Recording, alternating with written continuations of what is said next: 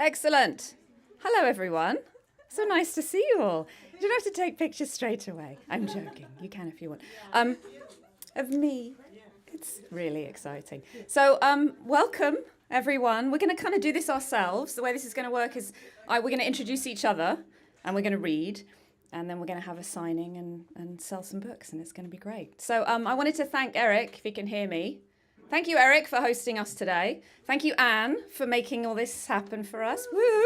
Oh, the lights are going off. So my name's Rebecca Faulkner. I think most of you know that. And I am going to introduce our first poet today. Francesca Bell is the author of Bright Stain, Red Hen Press 2019, finalist for the Washington State Book Award and the Julie Sook Award. And What Small Sound, Red Hen Press 2023, just published and available for sale here. She translated Whoever Drowned Here, Red Hen Press 2023, a selection of poems by Max Sessner. Her poems and translations appear in Nelly, New England Review, North American Review, Mid-American Review, and Rattle.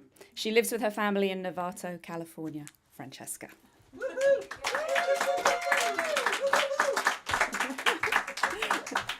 Thank you, Rebecca.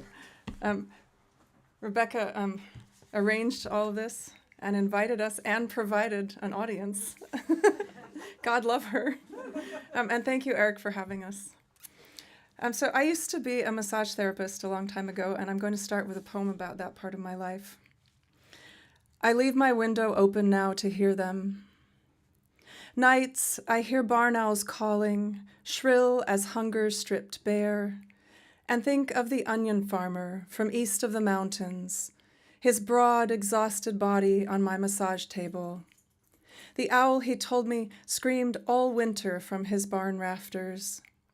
He said the sound made the cold colder when he trudged from field to barn to house.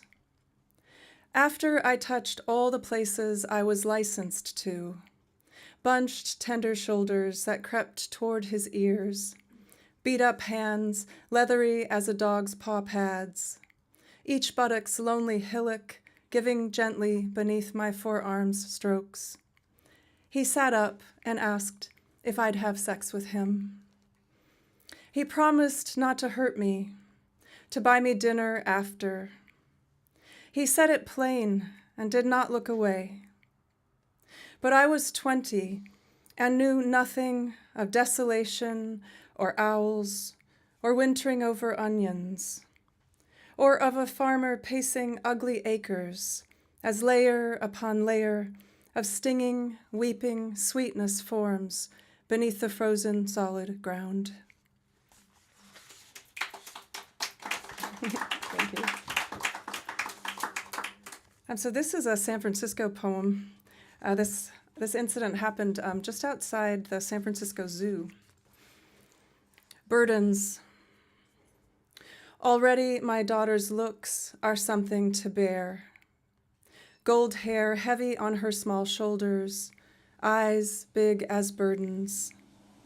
She can't escape people looking at her, so lets bangs grow over her face like thick curtains, almost closed.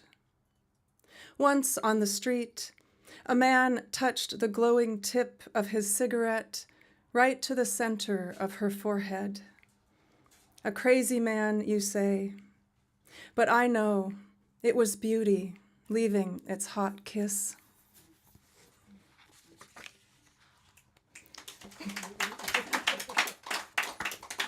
And I'm a real dog person, and it's amazing I am because I've been bitten by dogs since I was a small child.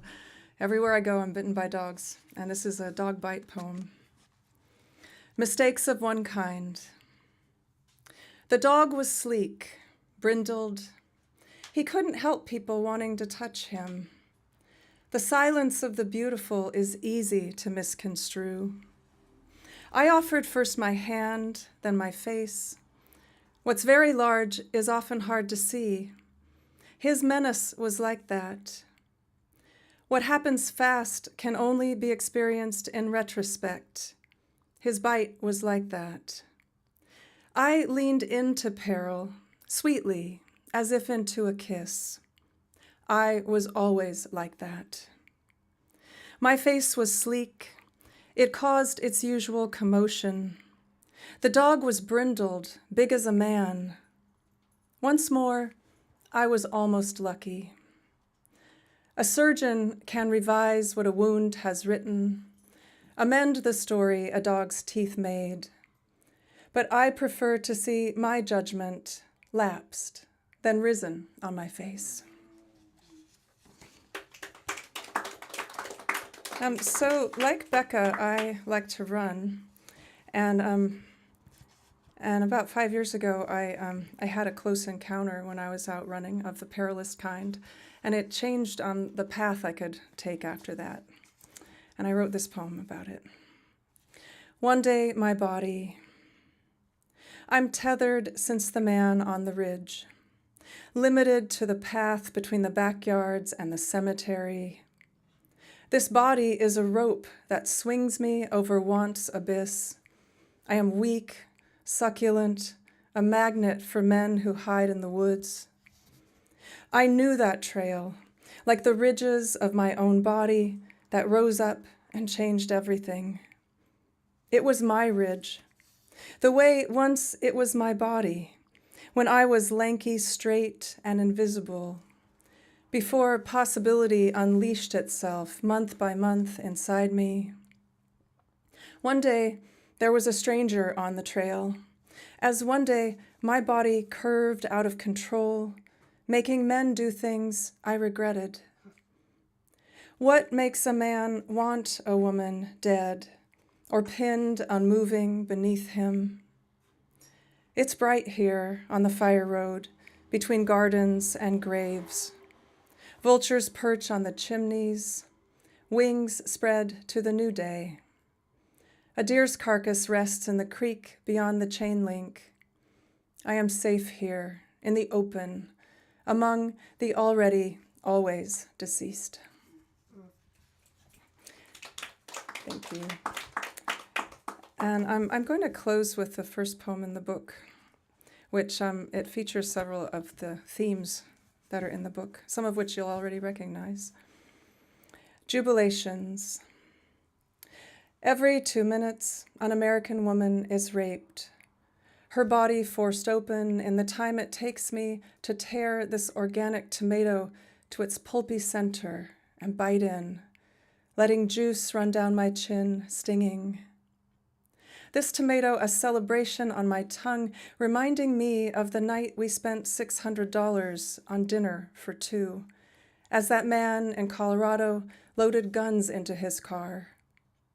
Food arrived on silk pillows, tiny purple carrots, radishes like marbles, fairy vegetables, and a miniature individual loaf of bread for each course, and each course with its own silverware, an army of people washing in the back.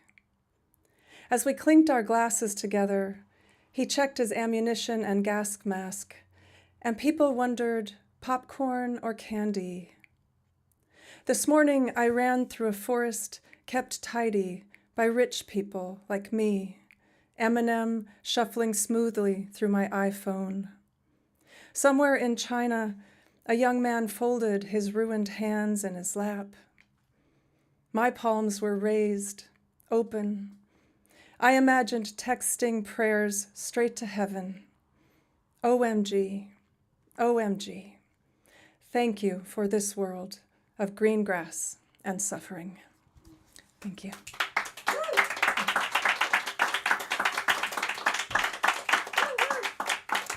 I almost forgot my next job. And Rebecca is very strict. Rebecca Faulkner is a London-born poet based in Brooklyn, the author of Permit Me to Write My Own Ending from Right Bloody Press, 2023. Her work appears in New York Quarterly, Solstice Magazine, The Main Review, Calyx Press, Berkeley Poetry Review, and elsewhere.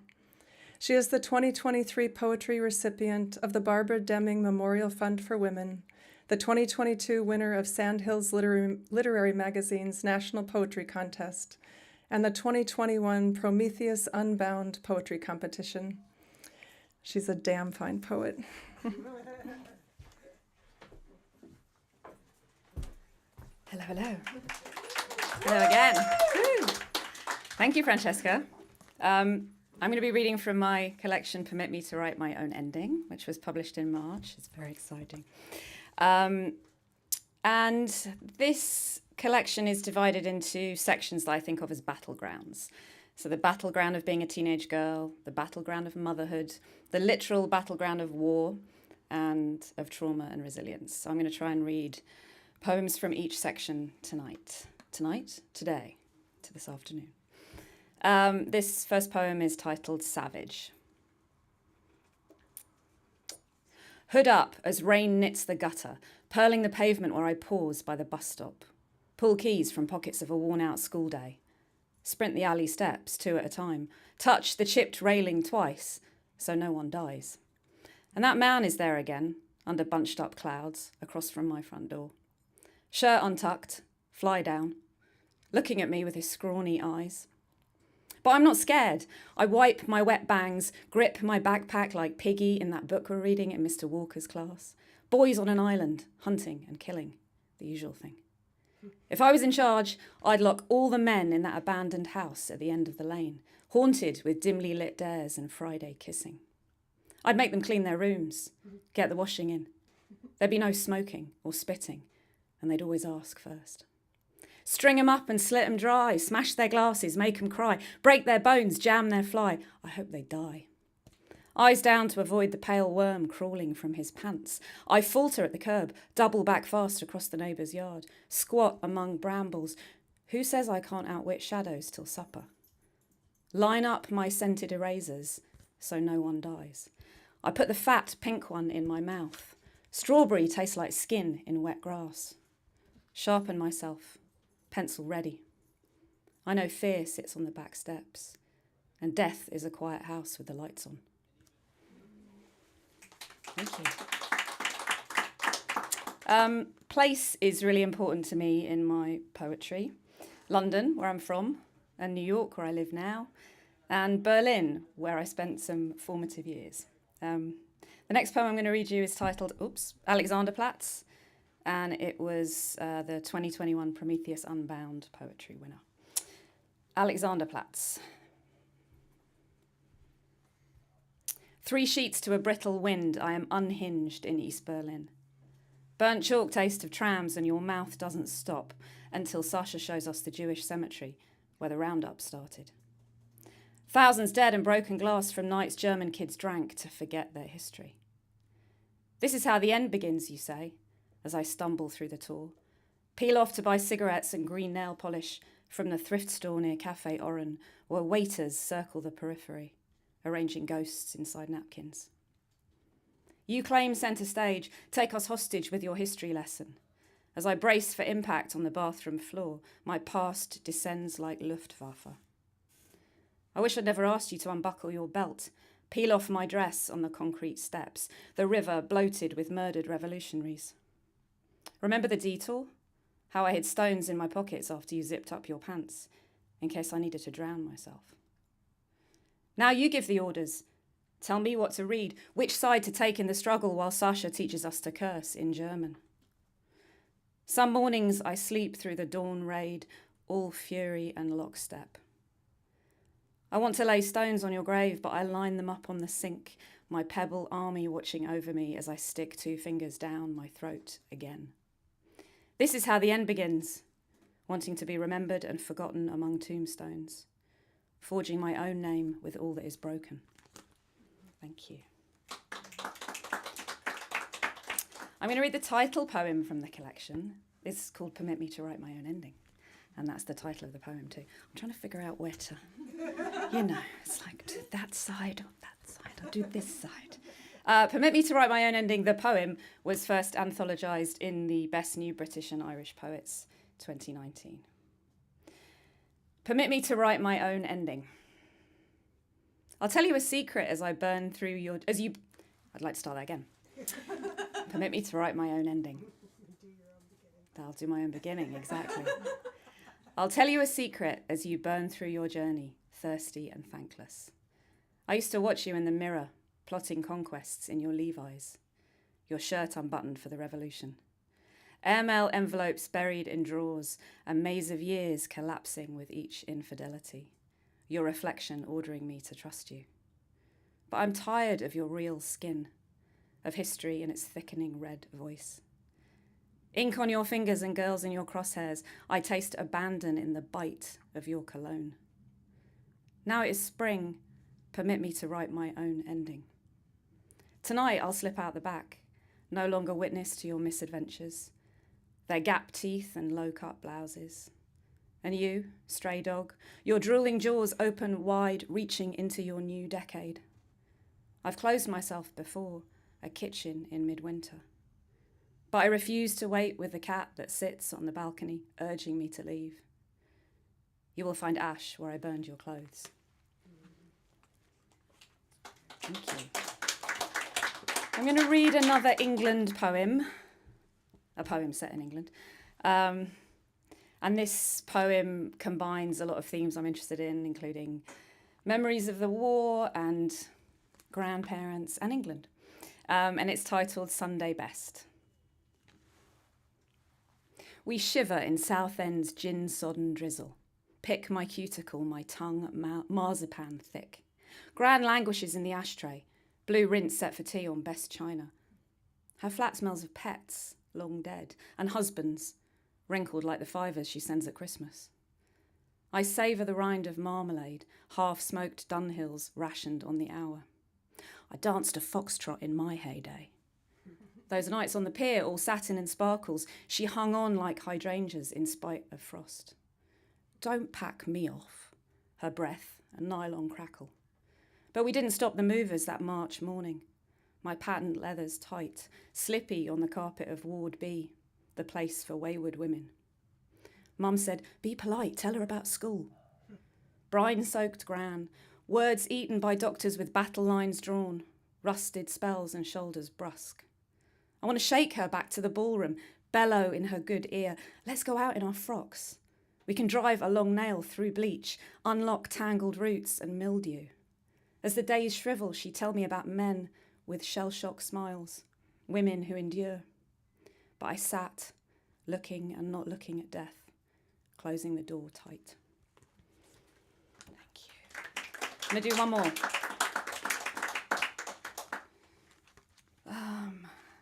is it? Okay. This is the final poem in the collection, and it's a personal favourite of mine. It's called Last Rites. Finally, I figure out how best to kill him. Dead weight on the kitchen floor, the night loaded. When it's done, I'll dig a man-sized plot in the groin of the garden, wedged between the broken fence and eager clematis. I'll work the soil hard, deep enough for 10 men. Throw in my chipped teeth and pulled hair, black nightshade, a blue jay feather for luck. Scrawled notes and stale prayers the cold shoulder from next door. I'll sprinkle his eyelids with shards from beer bottles hurled with the force of a gale meeting my jaw, consequences that bruise and swell. Spare keys from nights I locked him out, children in bed, itchy blankets smother their hot breath while I heap earth on his body to keep him dead. I prefer the slap of moonlit bracken, heft of a rusty shovel, my hands bloodied. He deserves the worms, not the north-facing sun or horse-chestnut shade.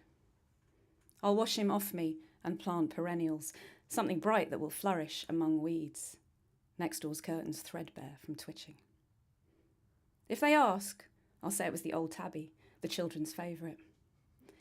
In spring, when the blossoms dance wildly, I'll scrub my fingernails clean and invite the neighbours for tea. All right, that's my job to introduce our third poet. Dion O'Reilly's debut collection, Ghost Dogs, available here, was runner-up for the Catamaran Prize and shortlisted for the Eric Hoffer Award. Her second book, Sadness of the Apex Predator, will be published by the University of Wisconsin's Cornerstone Press in 2024.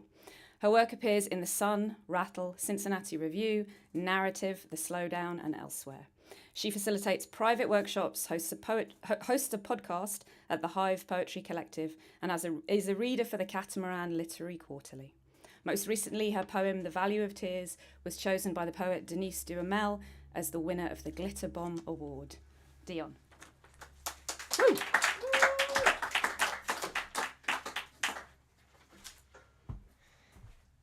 Hello, everyone.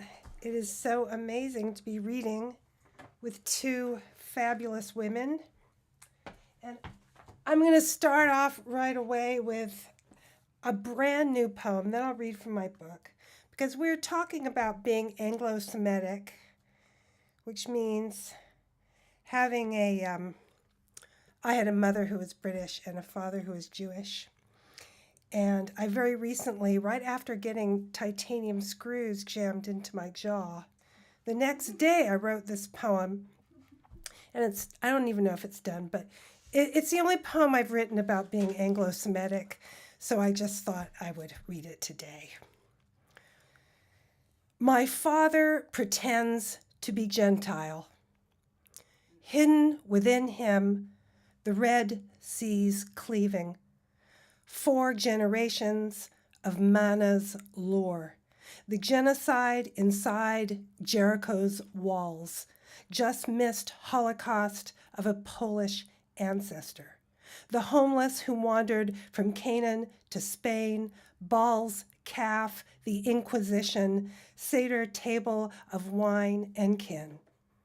Oh, Father, you must have been tired of carrying the blood tide, the firstborn slaughter, Kristallnacht, and the smear on the door, of all the tortures from your candy store wife, her Gentile lips and British accent, her jodhpurs and arsenal of punishment, carrying 4,000 years in shame and silence must have been the worst.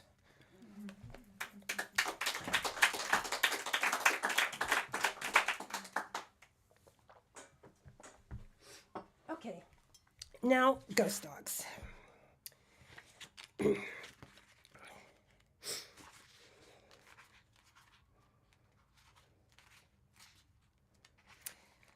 When I was 19, I was in a house fire, and it's got the word augury in it, and an augury is when you predict the future from a flight of birds.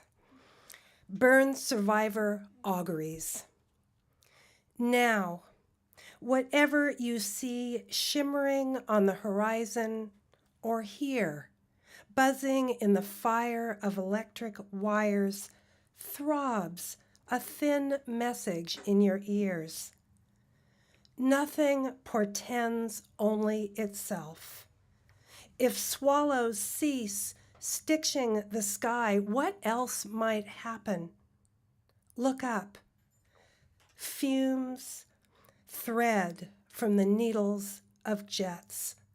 Sunset stains the streaks garnet like bags of blood ready for transfusion, donated to the leaking well of your body by strangers who offered up the pale undersides of their arms so something cold could enter them, so they could enter you. What became smoke? Tips of fingers, the nail bed, the sole of your right foot, all the skin from neck to knee. You might be breathing it right now. No wonder you see yourself everywhere.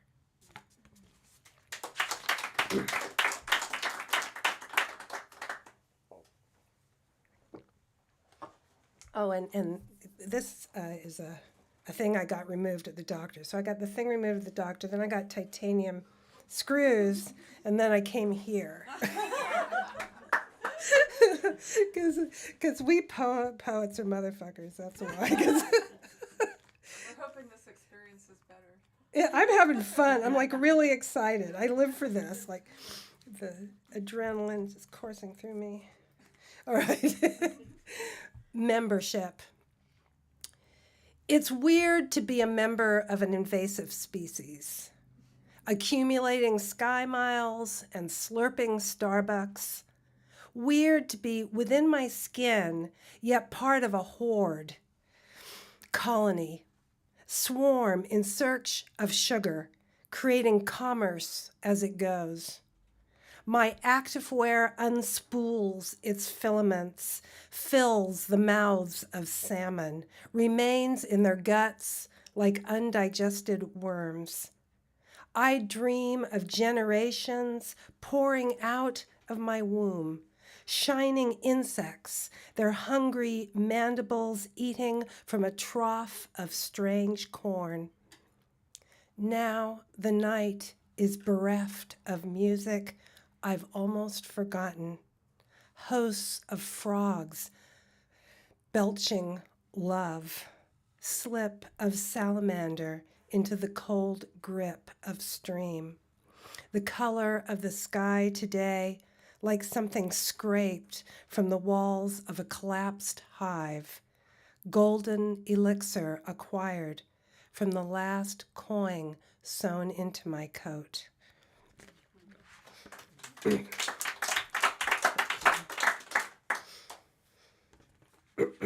This is near the end of the book. Another happiness. Another happiness. Publish your best work. Find a decent job. Eat some sizzling octopus. The many kissing tentacles meaty on your tongue. Success, you think. Joy. For a while anyway. Then it's another mess in the papers, the endless scroll of rapists and dead turtles. Another photo of a world leader with his corn-baked face. So you go on a car trip north to find some good rain. You get to Seattle and the lawns are scab brown. Your old home on the lake, a lime green high-rise. Always looking for something. Answer keys, antidepressants, more friends, another dog, another slim poetry book where the poet keeps pushing and pushing, line after line of exquisite description, one astonished metaphor after another, escalating into an ecstatic revelation. You can't write like that. You don't read enough Virgil and Milton. Don't start your day writing lines of iambic pentameter. Detroit, Detroit, Detroit, Detroit, Detroit. And you can't meditate like some of the big names do. When you sit, it feels like termites streaming in and out of your arteries. On the screen of your inner vision, all your arrogance, ecstasy, and gloom. Your crappy conversation with the bitches in Zumba Gold, telling you to irrigate your nostrils, get therapy, put a prong collar on your mutt. But admit it.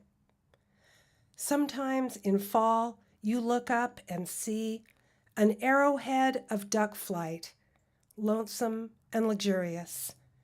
If only you could understand how fungus flowers from the mind of the land, how fractal arms of trees shard the sky. If only you could exult in ash falling, the west on fire. It would be like you just arrived on Earth.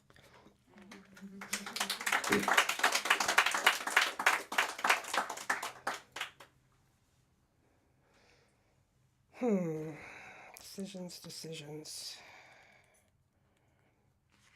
I'm reading poems I don't usually read today, so I think I'll stay in that vein. Given. If my family were never allowed an American morning of low-interest home loans given to white boys like my dad, returned from war demented by jungle juice, the ear sting of mortar fire, but ready for Stanford on the veteran dole. And if he never bought World Book encyclopedias, left them around for me to look at any time I wanted, with all those endless facts about planets and Max Planck, or the hardbacks he gave me about pioneers in a dugout protected by a bulldog and shotgun. Without that, what would I have known? Would I have known what I wanted was of the mind and its nimble mirrors? Look what I had, a ranch, the land empty, a wide wilderness of neglect, stretching between the daily harms of my mother with her Elizabeth Taylor eyes and home-butchered rabbit stole. She lent me the hours when she threw me away. All the time I wanted to inspect wolf spiders and wade in river shallows, to hide behind a wet bar and suck my thumb, rub the blanket's silk edge on my cheek, hold a book close to my face like a beloved. Is there a way to make it wonderful? Bone bruises purpling the points of my patella, knees dragged over gravel, the ground in mud, my mom red hot with disgust when I couldn't chase chickens into cages. I could go downtown, find DC Comics spinning on a wire altar, read about a girl in a red cape, see words like orphan baby from a blown-up world saves the earth, buy them for an easy dime and 2 pennies, found glittering casually on the closet floor among the many colors of my mother's high-heeled shoes. Okay, that's it. Thanks.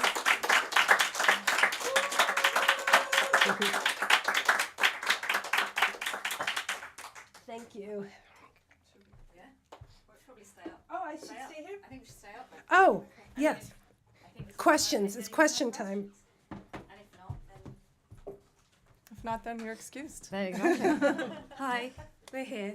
If you have any questions for us, questions for the poets. Otherwise, we'll stand here and you can take a picture of us. Yeah. Or like maybe I think we're just. Oh, are we I think standing? I Are think we doing we're pictures? standing. Okay, we're just doing pictures. Okay. Yeah, And no if questions, no vanity. questions, yeah. Any questions or closing arguments or anything? Otherwise, we are selling books at the front, and we're here and we can sign them, and we can have informal chats off the stage. Hi, Bubble. Thank you so much for coming. Thank you.